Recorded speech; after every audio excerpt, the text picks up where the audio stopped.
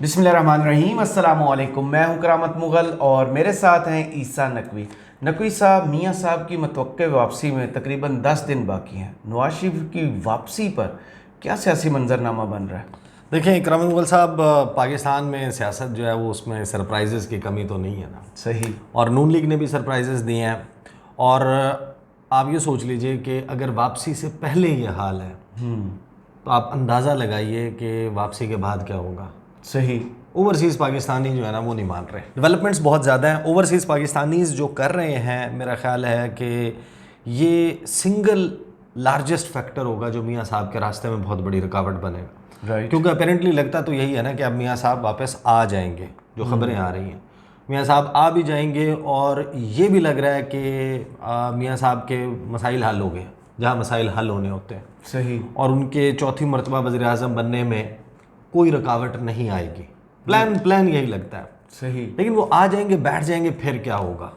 मियाँ साहब जब पाकिस्तान पहुंच जाएंगे फिर क्या होगा? राइट। ये सबसे ट्रिकी क्वेश्चन है। 3-4 डेवलपमेंट्स हुई हैं। एक नून लीग के ज़राए से जो खबर चली है लाहौर से, वो बड़ी इंपॉर्टेंट है। उस पर तहरीक इंसाफ का रद्द-ए-अमल बहुत इंपॉर्टेंट है। एक लंदन से जो ज़राए से खबर चली है वो बड़ी इंपॉर्टेंट है।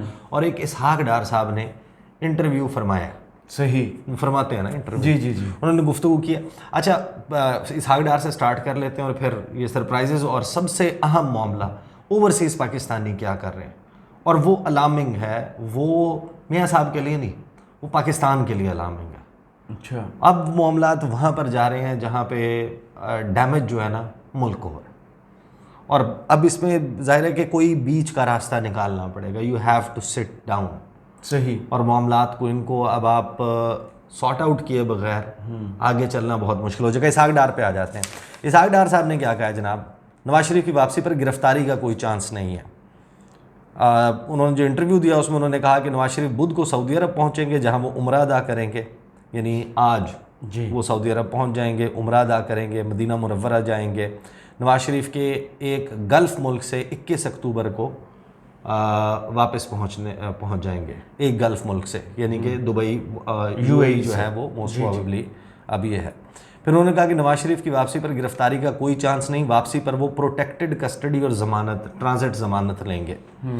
फिर उन्होंने कहा कि कोशिश है कि आइंदा इंतखाबात में वाज़ेह अक्सरियत हासिल करें। नून लीग का बयानिया होगा कि मईशत की बहाली बेहतरीन इंतकाम है।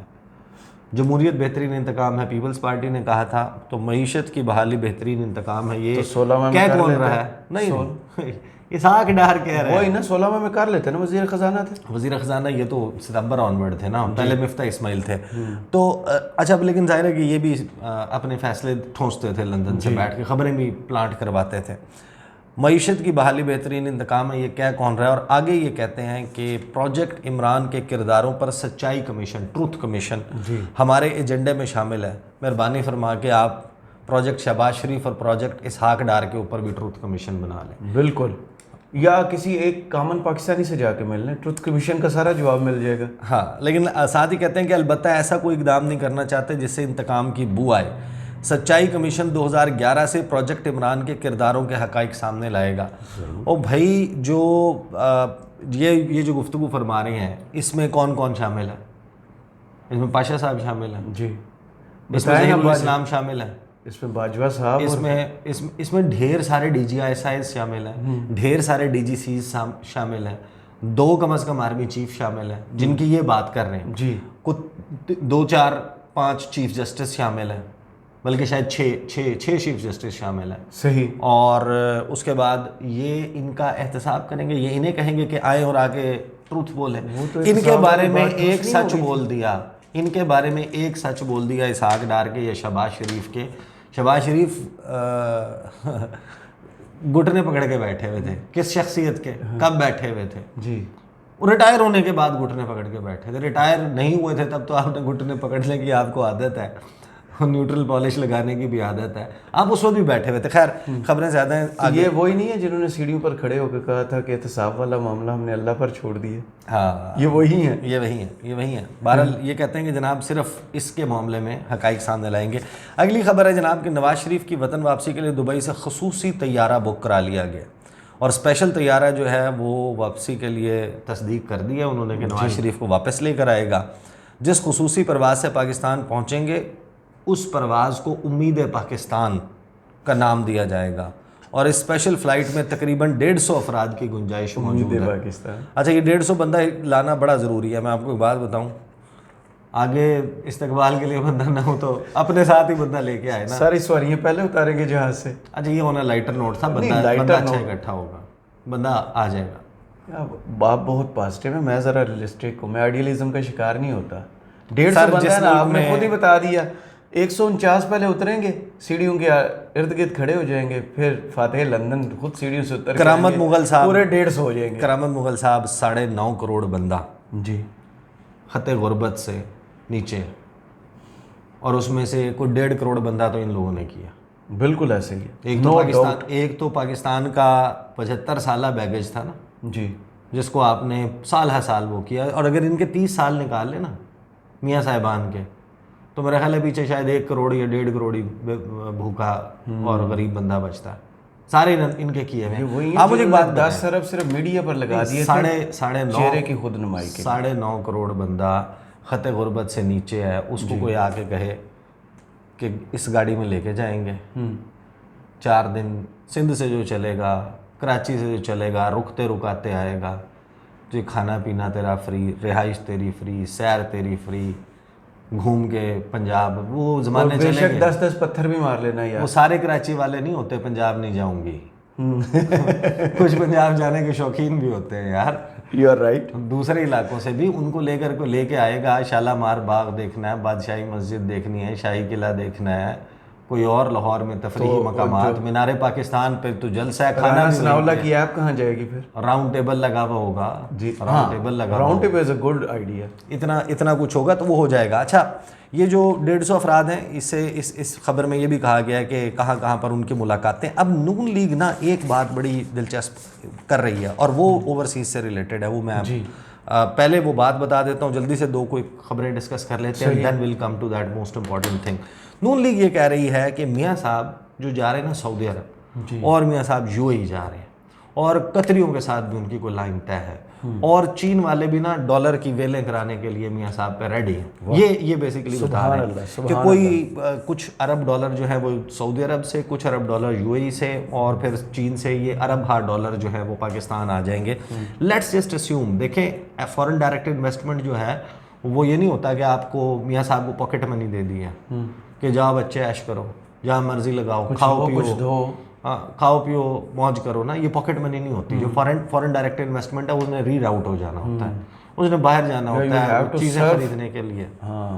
आपके पास जो इस वक्त कैश फ्लो की शॉर्टेज है वो कैसे पूरी होगी, और उसमें जो ओवरसीज़ पाकिस्तानी कर रहे हैं वो हम डिस्कस करते हैं। लेकिन एक खबर ये चली लाहौर से कि नवाज शरीफ की वतन वापसी का मामला, नून लीग का लाहौर भर में जलसे और कन्वेंशंस मनसूख करने का फैसला।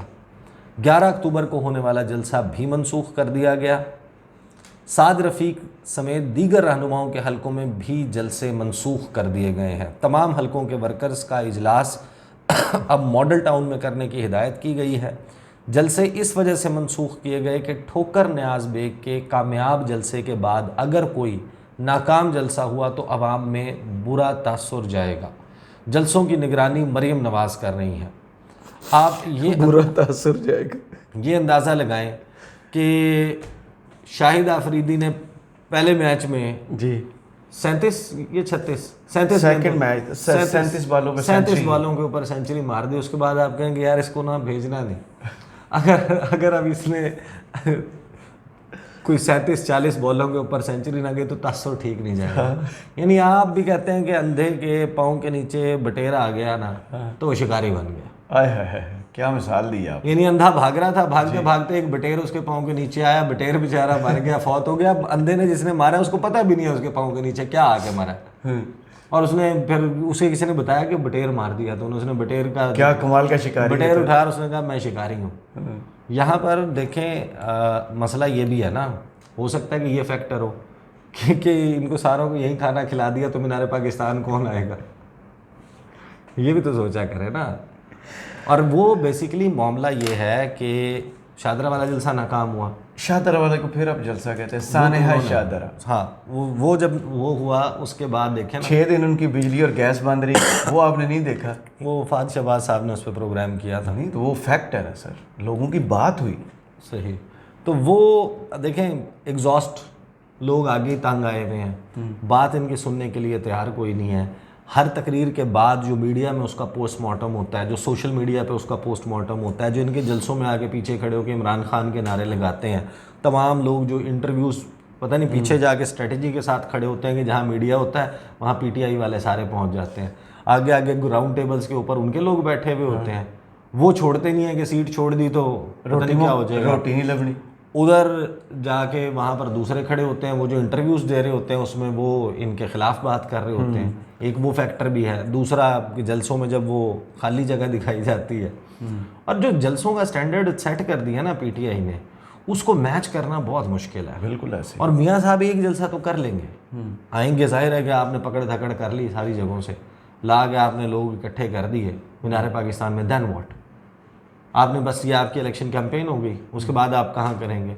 गलियाँ ढूंढेंगे, तंग तंग सड़कें ढूंढेंगे, तो हो तो यही रहा, नहीं तो आगे एक कनाल का प्लाट ढूंढ। ये करने के बाद आपने मोमेंटम बनाना है ना। आपको मोमेंटम पता है ना, इधर भी उस दिन बाराकों में भी था, जिस दिन शायद ठोकर न्याज पे था, इधर एक कनाल के प्लाट में था। उसमें इन्होंने क्या स्ट्रेटजी की कि जितने भी बाइकिया वाले दोस्त हैं ना बेचारे, उनको पेट्रोल का लालच दिया, कुछ थोड़ा सा और लालच दिया, उन पर लगाए झंडे, रैली निकाली, उनके हेलमेट अपने पास एक कमरे में रख के वो लॉक कर दिए कि जब तक ये जलसा ख़त्म नहीं होगा आप जा नहीं सकते।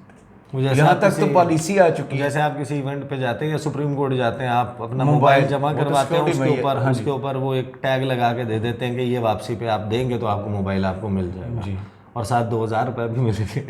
देखें ये कहाँ इनका दिमाग काम कर।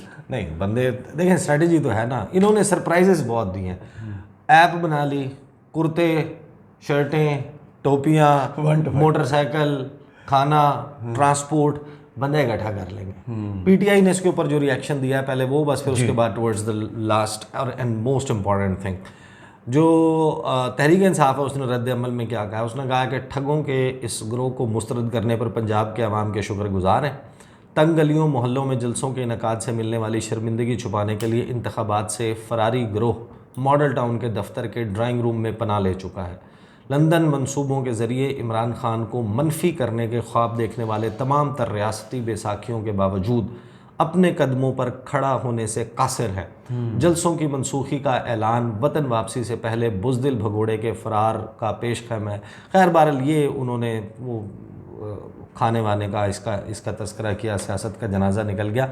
अब आ जाते देखें करामत मुगल साहब, लेट्स जस्ट अस्यूम कि हमने रियासत ने फ़ैसला कर लिया, फ़ैसला साज होने के मियाँ साहब की पार्टी को ले आना, सही ऐसे ही ले आना है बिल्कुल, कोई आपने इलेक्शन जो है वो एक्चुअल नहीं कंडक्ट करवाना, और जो मारा मारी की फ़िज़ा है उसको ख़त्म नहीं करना, सही रिकन्सिलिएशन और मफाहमत नहीं करनी, तमाम स्टेक होल्डर, तमाम जो फरीक हैं उनके दरमियान नहीं करने। ये ख़बर छापी है, स्टेट बैंक ऑफ पाकिस्तान ने डाटा जारी किया जी, और ये डाटा है सितंबर का। ये हमें बताता है कि पाकिस्तान के जो रेमिटेंसेस हैं, तरसीलात ज़र, बाहर रहने वाले पाकिस्तानी जो डॉलर्स पाकिस्तान भेजते हैं, बाहर पाकिस्तानी जो सरमाया पाकिस्तान भेजते हैं, जिस पे पाकिस्तान चलता है, बिल्कुल जिस पे पाकिस्तान चलता है। अब हम ये भी इसमें तसव्वुर करेंगे मियाँ साहब 10 अरब डॉलर लेके आ रहे हैं जी, 10 अरब डॉलर ला रहे हैं, और 10 अरब डॉलर जो है वो पाकिस्तान के मसाइल का हल नहीं है।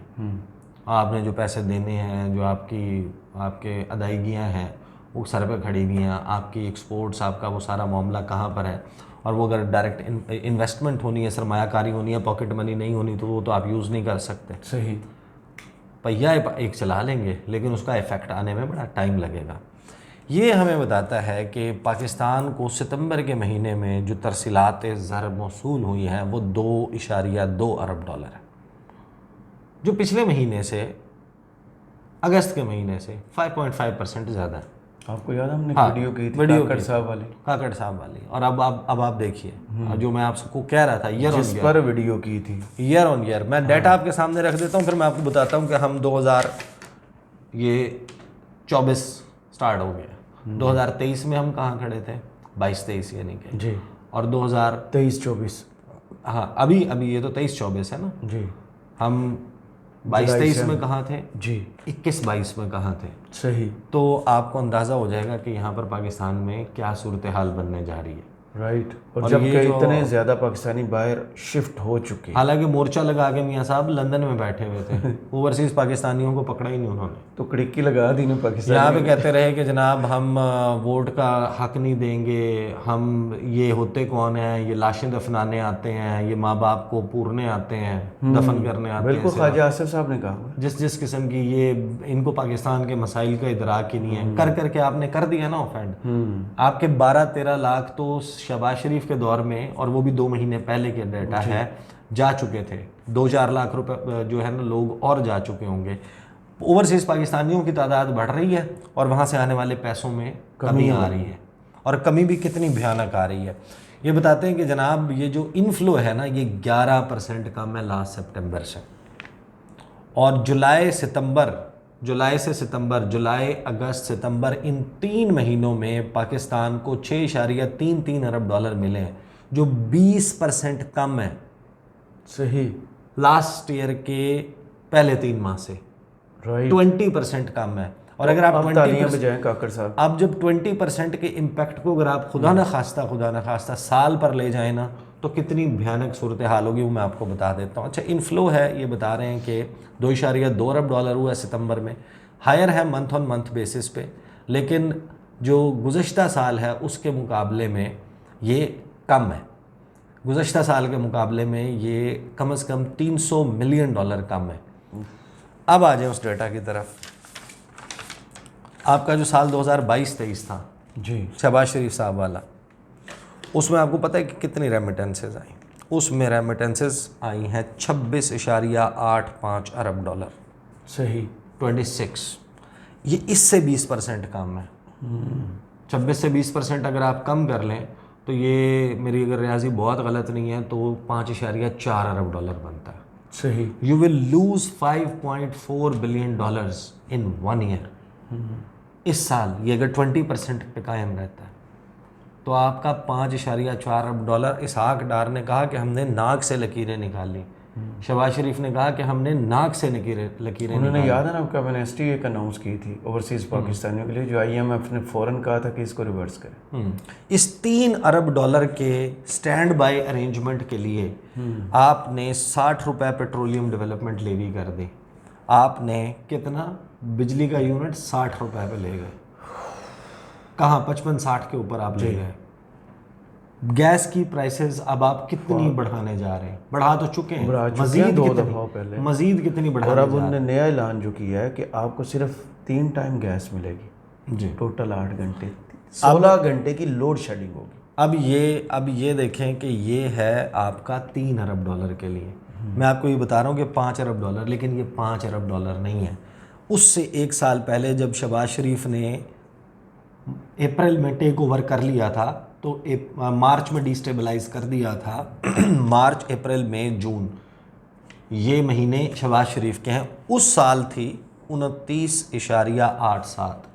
सही, 29.87, यानी कि पहले आपका 1 साल में जो शहबाज शरीफ का फुल फ्लेजेड साल था उसमें 3 अरब डॉलर के करीब गिर गई।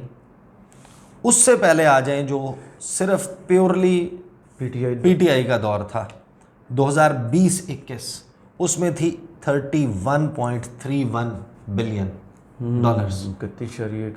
31.31 अरब डॉलर जो है वो आपकी रेमिटेंसेस थी। What does that tell us? वो हमें ये बताती है कि 31.31 अरब डॉलर से अगर आप 26 में से 5.4 अरब डॉलर कम कर देंगे, यानी आप तकरीबन 10 अरब डॉलर से ज़ायद नीचे आ चुके हैं। सही, 2 साल के फ़र्क में आपकी रेमिटेंसेस जो हैं वो कितना नीचे आ जाएंगी। 10 अरब डॉलर आप 1 साल में लूज़ कर रहे हैं टेक्निकली। और होना ये चाहिए कि आपकी ज़रूरतों और अखराजात में इजाफे के हिसाब से हर आने वाले साल में आपकी रेमिटेंसेस में इजाफा होना चाहिए। ज़ाहिर है जो गया है लेट्स जस्ट से कि एक बिगिनर गया है, वो क्या अपनी पूरी ज़िंदगी उतने ही पैसे कमाएगा और उतने ही भेजेगा? वो तरक्की करेगा ना। वक्त गुजरने के साथ वो उसको एक्सपीरियंस मिलेगा, वो और अच्छी जॉब करेगा, वो कारोबार पे चला जाएगा, वो ज़्यादा पैसे भेजेगा, वो ज़्यादा इन्वेस्ट करेगा। यहाँ पर सूरत हाल मुख्तलिफ हो रही है। बजाय इसके कि हर गुजरते साल के साथ आपकी एक्सपोर्ट्स में इजाफा हो, आपकी रेमिटेंसेस में इजाफा हो, दोनों चीज़ें जो गुज़श्ता 1.5 साल है, पौने 2 साल है, इसमें जिस बदतरीन तरीके से नोज़ डाइव के ऊपर गई हैं, मियाँ साहब आ जाएं, आके बैठ जाएं, आपको इक़्तिदार भी मिल जाए, आप चलाएंगे कैसे? चलाएंगे आप 10 महीने 12 महीने के बाद आपके पास सकत ही नहीं रहेगी, और लोगों की जो तनकीद का आलम होगा वो कहाँ होगा? मेरा ख्याल है कि इलेक्शन जो है वो इलेक्शन अभी तो खैर अनाउंस नहीं हुआ, जनवरी का आखिरी हफ्ता ही कहा गया है, उसके ऊपर कोई क्लैरिटी नहीं है, लेकिन इलेक्शन से पहले देखें इन मामलात को एक मरतबा सेटल डाउन करें, वरना आप इस सूरत हाल में इलेक्शन में चले जाएंगे, जो आपको स्टेबिलिटी चाहिए वो स्टेबिलिटी नहीं मिलेगी। लोगों का एतमाद जो है वो बहाल करें सिस्टम पे, निज़ाम के ऊपर, ताकि लोग एक पॉजिटिवली पार्टिसिपेट करें इस मुल्क की तामीर व तरक्की में। देखें, हमने ये एपिसोड्स गुजार के हम सब ने चले जाना, हमारे आने वाली नस्लों ने इस मुल्क में रहना है, हम इसको अपना वतन करार देते हैं। वतन से मोहब्बत दीन का हिस्सा है। बिल्कुल। अगर आपके अंदर मोहब्बत का ये लेवल ये है कि आपने सिर्फ अपने वक्ती सियासी फ़ायदे के लिए, I am talking about everyone, अगर आपने देखना है और आपने नहीं फोर्सी करना कि आगे व्हाट्स कमिंग नेक्स्ट, हमारे बॉर्डर के ऊपर एक मुल्क है, उसके 600 अरब डॉलर के रिजर्व्स हैं, इंडिया उसे कहते हैं। चलें, आबादी ज़्यादा है, रकबा ज़्यादा है, कितना का ज़्यादा है? 5 गुना ज़्यादा है, 4 गुना ज़्यादा है। ट्रस्ट कितना तो अपने 6 अरब को 5 से ज़रब दे दें तो आपका 30 अरब डॉलर बनता है। अगर आप उतना बड़ा मुल्क होते तो आज आपके पास 30 अरब डॉलर होते हैं, बल्कि शायद मसाइल ज़्यादा होने की वजह से ये भी ना रहते। सही। तो ये सूरत हाल है। तो मियाँ साहब आ जाएँ, वेलकम, बहुत अच्छी बात है, आएँ, लेकिन जो इस वक्त सूरत हाल है लगता नहीं है कि आप चला पाएंगे। सही। चलें, बहुत शुक्रिया ईसा नकवी, आपके तज़िये का कमेंट्स बॉक्स में ज़रूर बताइएगा। ये वीडियो आपको कैसी लगी? इजाज़त दीजिए, अल्लाह हाफ़िज़।